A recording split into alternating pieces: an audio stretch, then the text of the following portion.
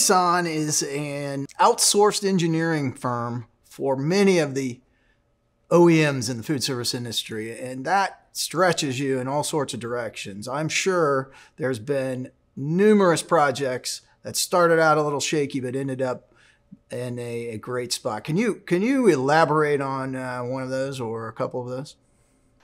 Yeah, I think somebody used the phrase earlier, doors and floors. So this little story relates to that. But we were launching a new product, a new sliding door product for food service. It was going into a grocery store, and we were part of the install team. Like I mentioned earlier, we send engineers out to go out there and actually drill holes and use a wrench and mount the product. And we learned in the field what extreme things can happen to the product during the install. And the doors went in and everything was good, and we left it. And we come back a few days later, and things weren't working right. That we found out that they had not put in the terrazzo floors yet.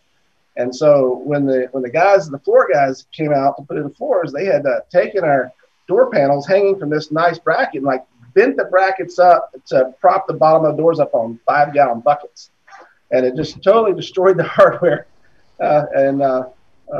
So we had to consider things in the field that happened. But it was a learning experience there.